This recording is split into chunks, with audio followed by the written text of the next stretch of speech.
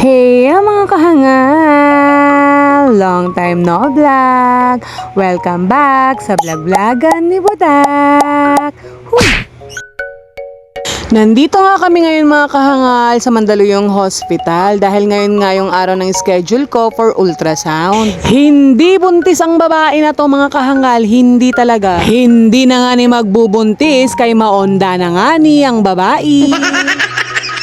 Kung natatandaan nyo mga kahangal nung last time na nag-pap smear ako, oo, nakitaan nga ako nung araw na yon ng suspicious cyst nga sa aking cervix, oo. At dahil nga Mayo yun na-detect mga kahangal, hindi ko pa masyadong naging priority dahil ang dami kong ang ganap for today's video ng mga May na yun, oo. Kaya naman na natapos sa mga ganap-ganap ko ng Mayo, talagang inasikaso ko na nga ito. Kaya naman mga kahangal, agad-agad nga nagpa-schedule ang babae for ultrasound, oo. Pangalawang balik ko na nga to mga kahangal at ngayon na nga yung araw ng mismong ultrasound ko. Alas 9 nga ito ng umaga kaya naman 7 AM na nandito na nga ako. Nung natapos nga si doktor ang bungkalin ng aking kifi, pumunta na nga kami dito sa Gedli ng ospital dahil malapit nga dito ang palengke. Sabi ko sa jowa kong hapon gusto ko nga ng alimasag at saka ng hipon. Gusto ko kasi niluto niya yan sa butter na may royal tapos maanghang ganon. Pagkatapos nga noon umuwi na nga kami at pagdating nga ng hapon bigla na nga lang to nagaya yung jowa kong hapon na maglakad-lakad nga daw kami.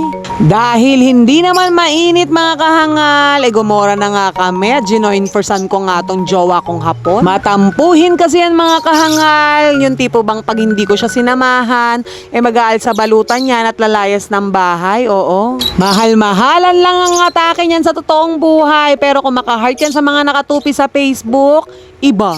Pasumpa-sumpa ka ba, anak ka? Na mahal mo ako, tanga mo. Charis lang, love ako niyan. Para naman kayong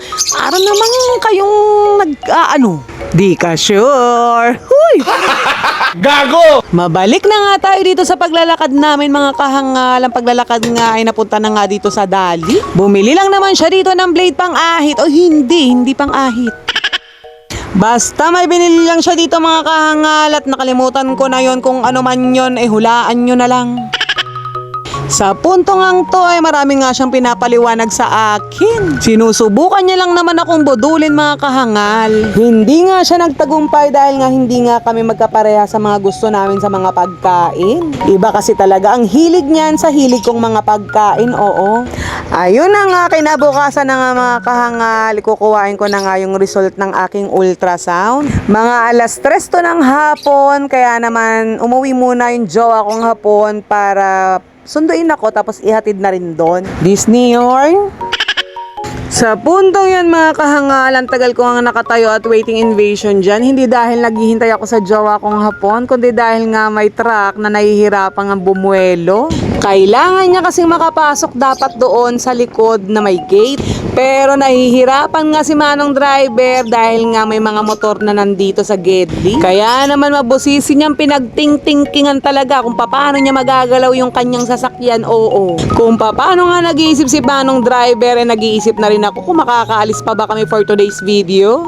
Kaya naman sinigawan ko na yung jowa kong hapon, natulungan niya na nga sila Manong para matanggal na yung mga motor-motor dyan at makabuelo na nga siya, oo. Sapagkat marami na nga nakapila dito. Yung iba nga dito ay papunta pa ng Samar, Leyte at Cebu. Pure yarn. Natanggal na nga ng jowa kong hapon yung mga motor, pero si Manong driver ng truck ay andoon pa din nakabaon. Mahihirapan naman talaga siya literal dahil nga masikip. Sabi ko nga sa jowa kong hapon ay lumarga na kami dahil anong oras na. Hindi naman din ako pipila ng napakahaba dahil kukuha na nga lang ako ng result. Saglit na nga lang yun mga kahangal, kaya naman aantay niya na lang ako sa Jobastra tapos ihahatid niya na lang din ako pa Jewelry, ganon. At finally mga kahangal, sa punto to ay narating na nga namin ang Blue Building. Uy, hindi ang Blue Building.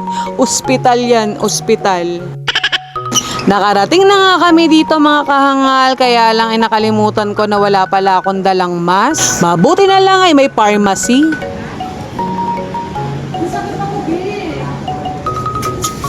Pabili po ng mask. 5. Kuha na lang po kayo. Ilan po? Isa lang.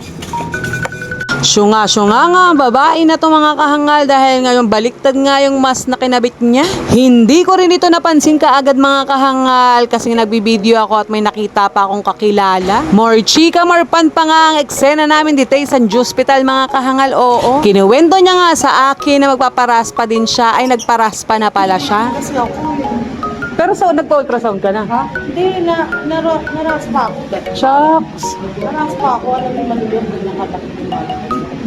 Grabe. Sige na. Nagmamadali na rin kasi ako mga kahangal dahil nga waiting invasion si jowa kong hapon kaya naman tinapos ko na ang aming kwentuhan. Binaliktad ko na nga din yung mask ko mga kahangal dahil napansin ko na nga siya, oo. Late bloomer yarn. Papunta na nga akong second floor mga kahangal kung saan kukuhain ko nga yung result ng aking ano. Dito nga mga kahangal ay ma-amaze ka ang gara ng pagkagawa na para bang SNR. Oo, hindi an SNR. MC Hospital yan bakla ka. Gago! Sa mga oras na to mga kahangal ay parang pakiramdam ko ay ako pa lang ang kukuha ng result. Oo. Kaya pagpasok ko nga dito ay ako na ang nakialam at hinanap ko na nga yung pangalan ko pero nagpaalam naman ako kay Doc Jaan. Pagkatapos mo kasing makita yung pangalan mo at makuha mo yung mismong result mo, ay kailangan mo mag-logbook. Medyo natagalan pa nga ako mga kahangal sa dami na nagpa-ultrasound kahapon. Nung natapos na nga ako mga kahangal, ay nahawakan ko na nga ito. Kaya naman bukas ng umaga, ay babasahin nga to ni Doc dahil naabutan nga ako ng cut-off. Kaya naman anong gagawin mga kahangal? Hanggang dito na lamang. Salamat sa panonood. Bye! Bukas ulit.